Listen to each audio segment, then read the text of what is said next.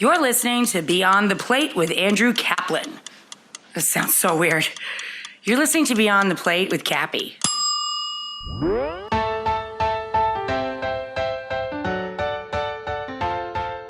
I think like the greatest lesson in the business is, you have to be at your restaurants. You have to be there. If you're going to be in the restaurant business, you got to show face. No one's going to treat your businesses like you do. Hey everyone, this is Cappy and you're listening to Beyond the Plate, a podcast where I sit down in person with the world's culinary elite to explore their journey into the industry and the social impact they have made in their community. Every episode we share inspiring stories of what it means to be in today's hospitality industry. This is another episode recorded live from the 17th annual Food Network and Cooking Channel South Beach Wine and Food Festival. This episode is brought to you by our friends at Martin's Famous Potato Rolls. Martin's Potato Rolls are the #1 branded hamburger bun in America, and as I like to say, they can make almost any burger taste better. If you missed last week's episode, it was our 5th Wednesday episode. It was a bonus episode with Julie Martin of Martin's family fame. Please be sure to check that out. There's some really fun behind-the-scenes stories about the bakery, going from literally producing rolls in a garage to now having 2 huge bakeries, one in Pennsylvania, one in Georgia. And as I like to do in these ad reads is share something how I like to use this product. So recently I needed a really quick and easy way to do a garlic bread, so I took some of their sandwich rolls, toasted them up lightly, gave them a little slather of butter, sprinkling of granulated garlic and granulated onion, shaved a little Parmigiano Reggiano cheese on it because it was sitting on the counter next to me, and why not? And voila, a good, quick, and easy garlic bread. Anyhow, Martin's gives back to their community through volunteering time and donating resources. They support hundreds of charitable organizations such as food banks, after-school programs, disaster relief, and others that provide sustenance and comfort to people in need both close to their baking facilities and abroad. So to learn more about Martin's, visit their website at potatorolls.com or follow them on social media at Potato Rolls. Martin's, we thank you.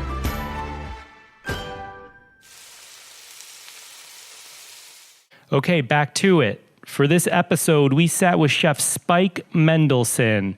All right, full disclosure, Spike is a friend. I've known Spike for a long time, so I know that he's a very kind and giving individual. This is a chef that doesn't take himself too seriously, as you'll hear. He's incredibly talented and has an enormous culinary background, which also a lot of people don't know, because I feel like he came onto the scene when he did Top Chef, the Chicago season. He has this background. He's traveled the world. He's cooked in Luxembourg and Vietnam and a bunch of other countries, actually. He's a dad to a baby with a very sophisticated palate, as you'll hear. Spike grew up in Montreal. He has a big Greek family on one side and Jewish family on the other. I've traveled with Spike to a couple different countries. I had an incredible journey with him in Greece, saw some of his hometown where his mom's side is from. And we went to Jamaica together once too, and we were the 2 judges for a pan chicken festival in Kingston, which was awesome. But just when you think this guy is like casual and very laid back, I'm excited for you to hear about his work he does philanthropically. He does a lot of work with food policy, giving back nationally and internationally. But on a more formal level, he's a chef, a restaurateur, TV personality, culinary consultant, food policy advocate, father. This guy's been working in kitchens for literally 30 plus years. He's a graduate of CIA, the Culinary Institute of America. He's worked for some incredible chefs, including French master chef Gerard Boyer, which I'm probably butchering that pronunciation. He's worked with Thomas Keller, Sergio Macchioni, Drew Nieperent. But after Top Chef, he's gone on to do, and we joke about this because he's never won, many shows such as Life After Top Chef, Iron Chef America, Late Night Chef Fight, Beat Bobby Flay. He's hosted Midnight Feast, Food Network's Kitchen Sink, and on and on and on. So back to his restaurant credentials. In 2008, he opened his first restaurant in his culinary empire on Washington, D.C.'s Capitol Hill called Good Stuff Eatery, which President Barack Obama frequented. We'll hear more about. He has a cookbook. He has another restaurant called We the Pizza. He has a taqueria now called Santa Rosa Taqueria. Spike is the first chairman of DC's Food Policy Council on behalf of the mayor, and he uses his voice to speak about improving the quality of school lunches, equal access to whole and healthy foods for the protection of the SNAP program, which is food stamps. I could go on and on and on, but I'm going to stop and let you hear our discussion. So I'll stop here, and please enjoy this conversation as we go beyond the plate with Chef Spike Mendelsohn. This is very serious. This is some serious stuff. This is beyond serious. There's fun stuff in this, and then there's serious stuff in this, because I think we've had both of those conversations. Yeah. And I think there's a lot to learn about Chef Spike Mendelsohn. But first, here at South Beach Wine and Food Festival, it's the 17th festival, and I know you've been here a number of times, and you've taken home some trophies. Yes. At Burger Bashes. Yes, some wins. But can you explain to people listening, why is this festival so special to you? Yeah. You know, I personally, I just love seeing the industry. You know, I think it's, you know, I think we're all kind of spread out all over the place, national and even internationally these days. And it's great to see, like, you know, your peers. And I love just kind of keeping up with everybody and seeing what everyone's up to, and as well as definitely goes to a good cause, obviously.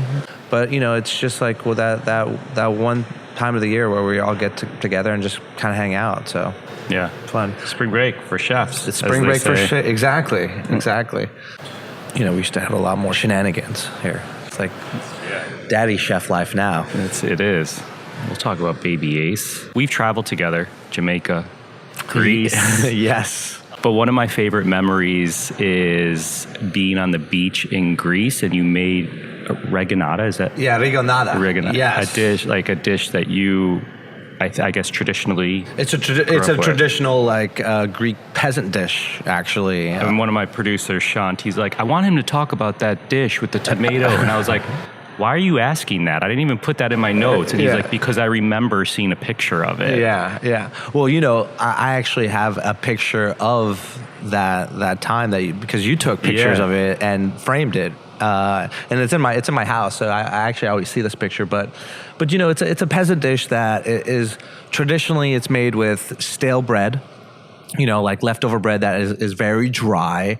Oregano is plentiful in Greece, and usually look for the overripe tomatoes that are on their way out. And if you're fancy like us, you get to add feta cheese to it and some olive oil. But the idea was you just took everything down to the beach, and, you know, you have long beach days, as you know, in Greece, right? You kind of get 2 beach days if you want it, right? You got to kind of nap in between.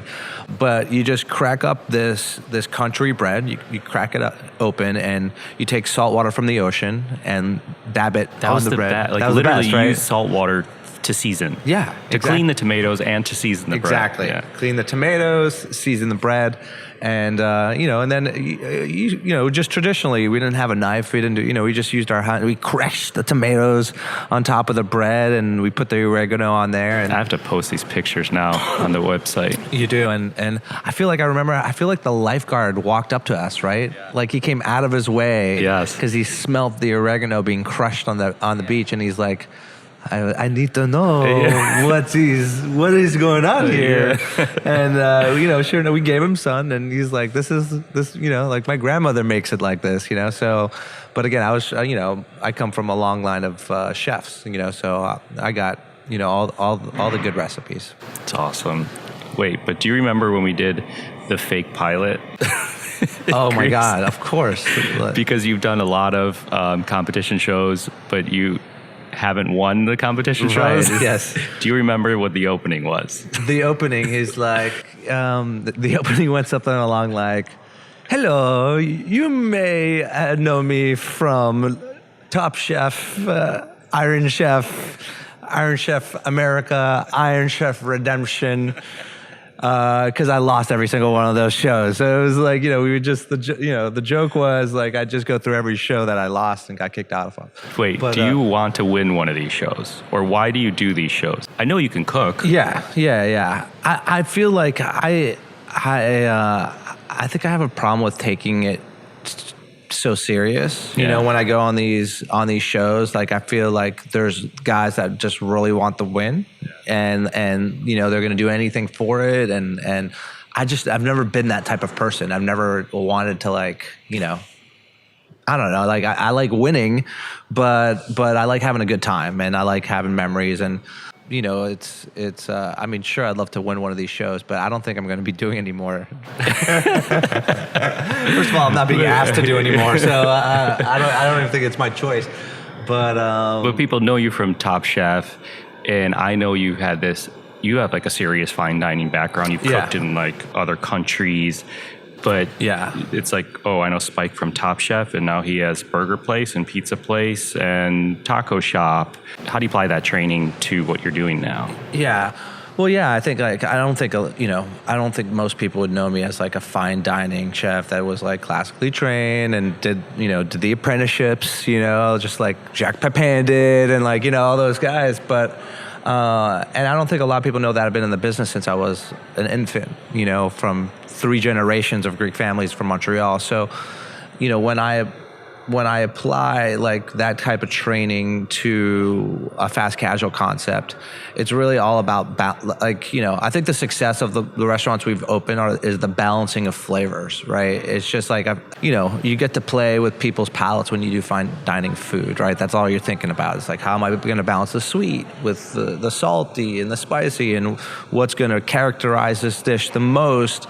And if you apply that just to a burger, you come out with some really, really delicious burgers, right? So, for instance, like the Obama burger we made, it was, I think, a perfect example of that, where we had this great blend of meat, and we wanted some textures and some really poppy flavors. And we did a red onion marmalade that was sweet, a blue cheese that was salty, a horseradish mayo that was tangy, and apple smoked bacon that was smoky. So you had a lot going on, a lot of flavors and textures. And, I think that's how you apply. It's not, I'm not building rockets or anything. It's just like, it's just like a very simple application of like good, delicious flavors to food that's just in the mainstream. How did you have a mayo bar at Good Stuff Eatery, your burger place? Is that at every Good Stuff?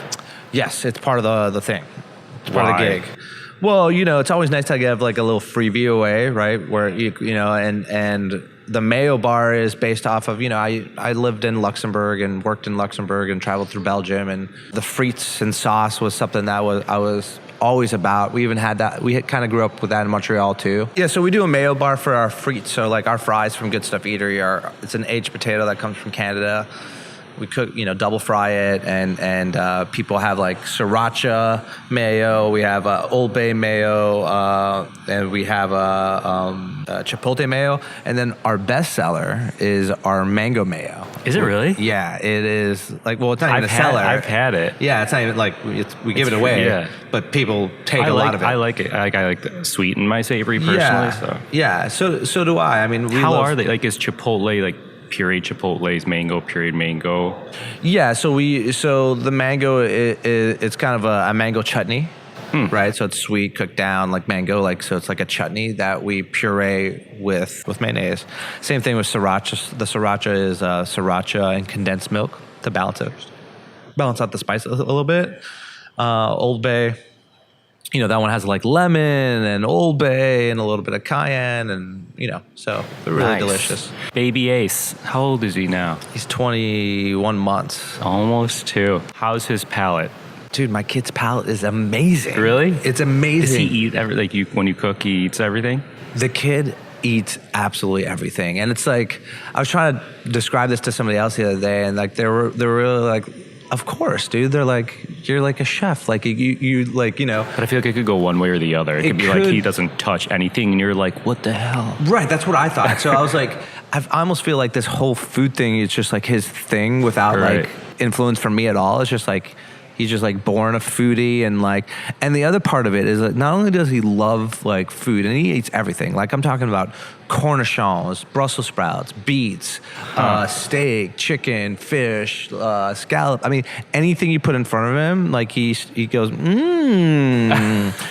And then his table etiquette is like on top of like, that's like a whole other thing that like I never even realized he would have. Like, this is so awesome. It's like knife and fork and spoon, and like, you know, and he knows how to eat properly, and Does he watch you when you cook? it's a joy. Yes. Yeah, he does. He has his own little play kitchen. So when I cook, he like comes to he spends time from the kitchen, like my kitchen, going to his kitchen. And like, he's like, tossing Daddy, I pans. made you he brings you like a plastic Yeah, burger. he brings a plastic everything and wants you to eat it. He's also like notorious for stealing all our food. Like just the other day here at the pool, we were lying down and I got this great like ham and cheese croissant from Rosetta Bakery. Have you been Is there? that the place right on Dude, Lincoln? there's a line, right here, on Collins. Yeah. It lines around the corner Wait. every morning. It's on Collins or on the corner of like 17th or... It's on the corner of Lincoln and Collins. Yes. Right here. Yes. There's a line out the door every morning. Yes, I got coffee there the other day. It's delicious stuff. Anyways, he stole it out of my hand and like just ate the whole thing. I'm like a whole croissant sandwich. You're like dude. so happy, but you're like, you just took that whole thing, dude. Exactly. So it's like bittersweet. Like I kind of want to eat that, but you're so damn cute. So. That's so funny. You're kind of Greek, as you mentioned, kind of Jewish, kind of Canadian. I'm Grewish Canadian guy. How does this affect your food or personality?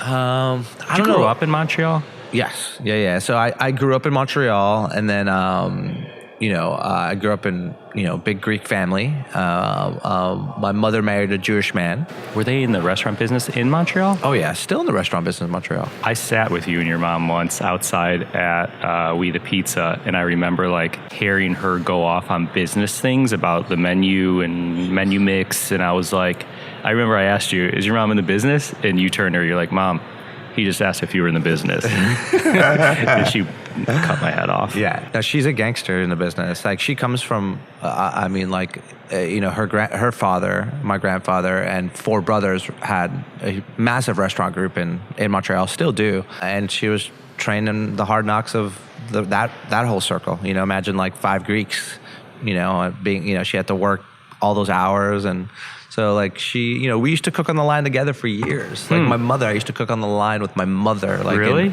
Oh yeah, for years.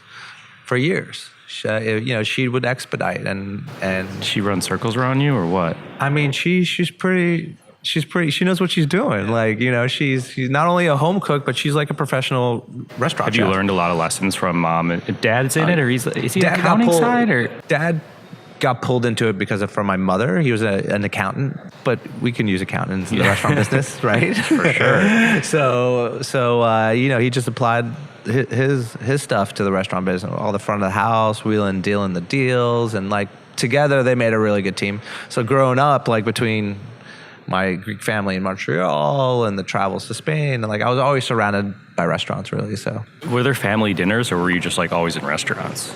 I mean, we had family dinners a lot in the restaurants, like time to sit down in our own restaurant and eat. Right. But I mean, there was always a home cooked meal in my house. My mother still to this day cooks my father a home cooked dinner. Like Greek or just everything? Everything. Yeah. She'll wake up in the morning, she'll make a meal, and later on that night they'll have it. Sometimes it's like a la minute cooking, but usually it's like a roast or something that could sit. And but yeah, still every day they have every day she cooks dinner. Wow. I know, it's pretty amazing, right? Yeah. That doesn't happen very often No. anymore. Yeah, every day. Unless they're going out, she'll. What was your first restaurant job? What was it? Was it in Canada? Yeah, it was in Canada. What was it? Well, I mean, I played restaurant job in Canada, right? I was a little too young. I wasn't really getting paid, but my grandfather always had me in the kitchen on the salad station or bussing tables or dishwashing. And then when we moved to Spain, I had, a paying restaurant job there. And then really, I grew up in my parents' restaurant called Pepin's in St. Petersburg, Florida. I was there for 30 years. It was fine dining Spanish. And that's like the restaurant I did everything in. Obviously, people learn from their mistakes, and with industry ups and downs, which if you work in a restaurant, you have them. What would you say you've learned from a mistake? I mean, you said you kind of recently closed a restaurant. Yeah. I mean, the funny thing about this business is that it's always evolving, right? And there's fads, there's trends, there's new talent, there's new concepts, there's new everything, there's new policies, tipping. I mean, it's ever evolving. So, the name of the game is just to try to keep up and do what you do and do it well. But through that, there's always mistakes. I think like the greatest lesson in the business is, you have to be at your restaurants, right? You have to be there. If you're going to be in the restaurant business, you got to show face. No one's going to treat your businesses like you do. It's very much, my parents always said the restaurant business was show business. Is their famous, quote that I always kind of stuck with me, like, we're in show business, my family had photos of famous people that they took pictures with, in the restaurant, right? They were always there, entertaining, schmoozing.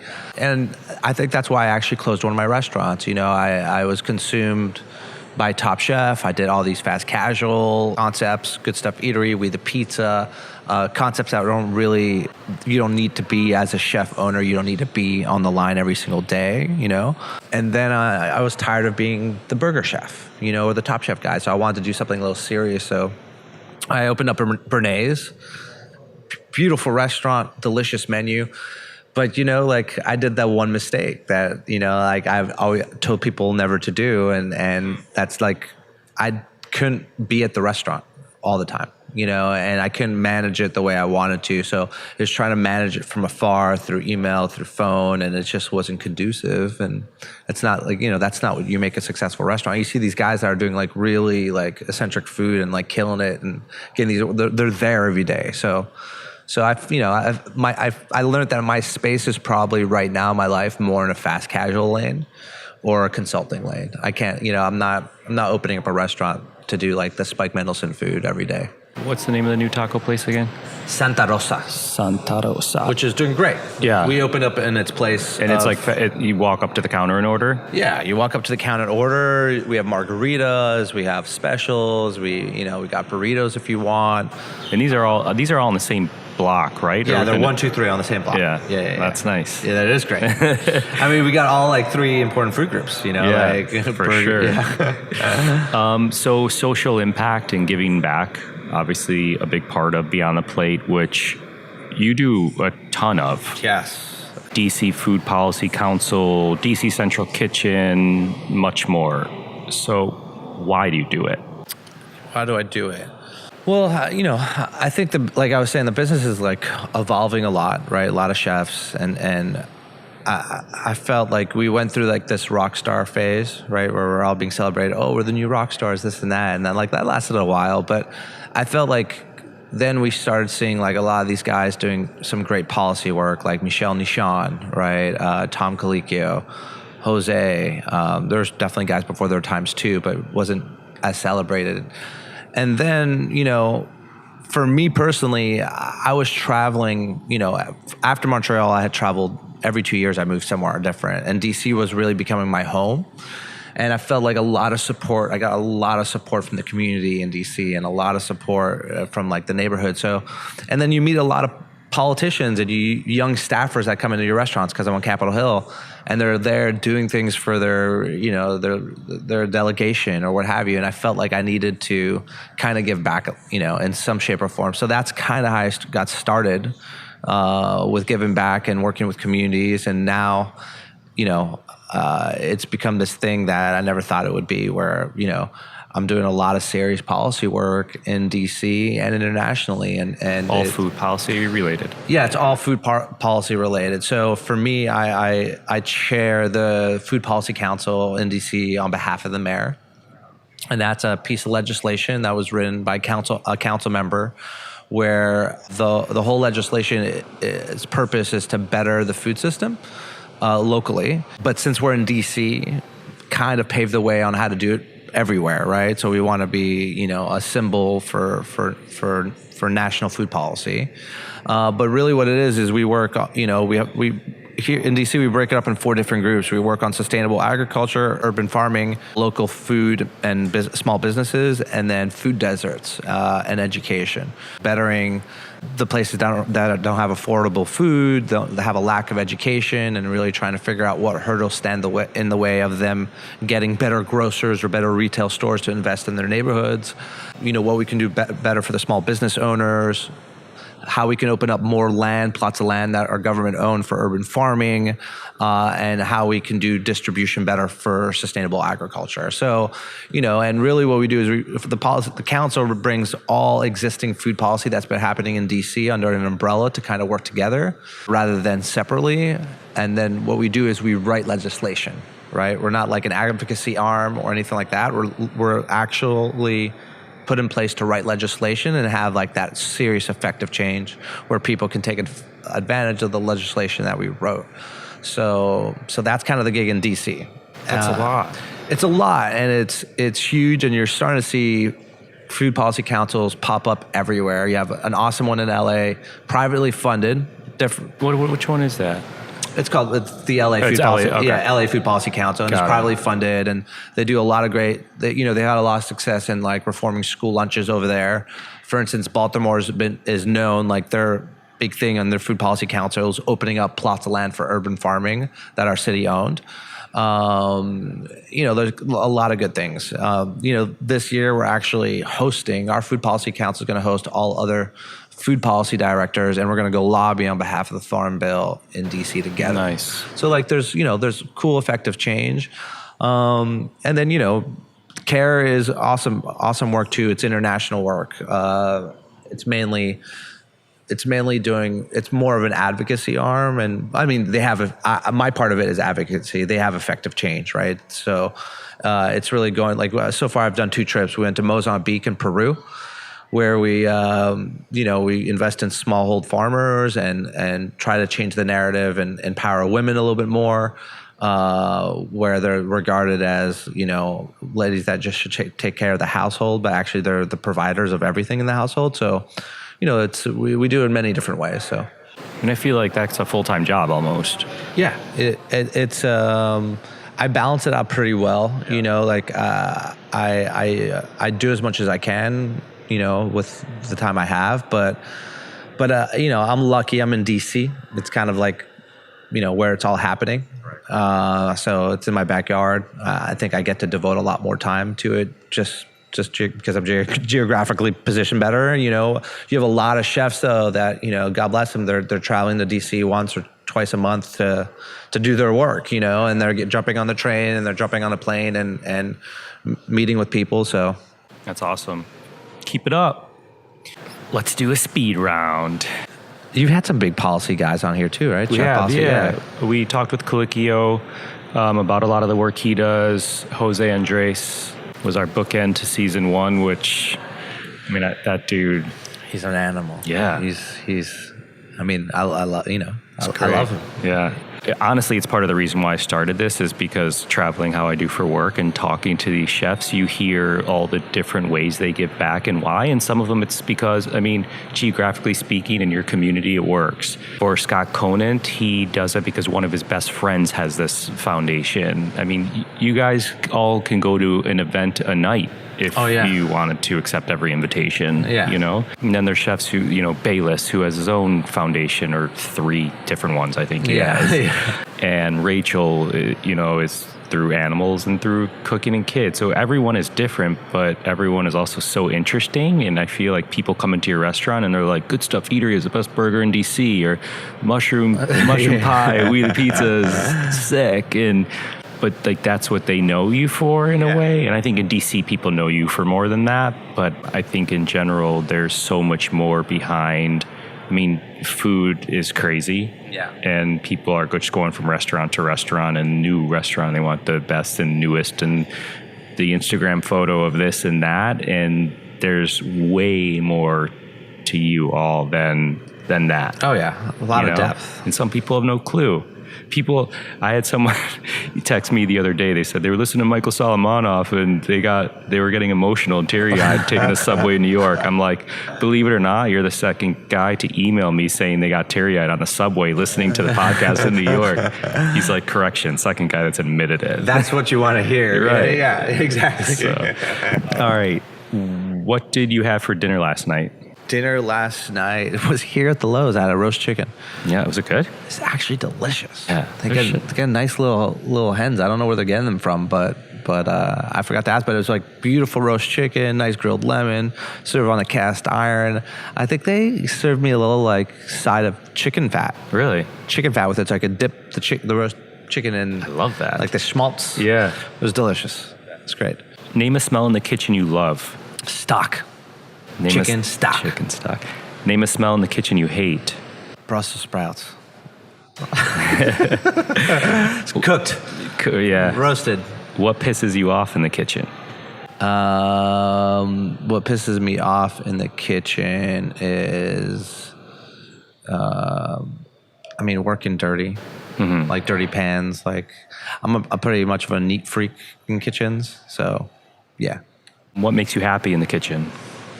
Rhythm, good, a nice little, some good music, good rhythm to the kitchen.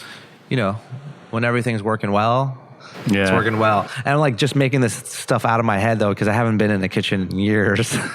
So I'm like, wait, I remember I used to like beef stock, the smell of beef stock. Yeah, but you have fast casual kitchens. I mean, yeah, no, I mean, the hum of like good stuff at lunch hour on Capitol Hill. I mean, yeah.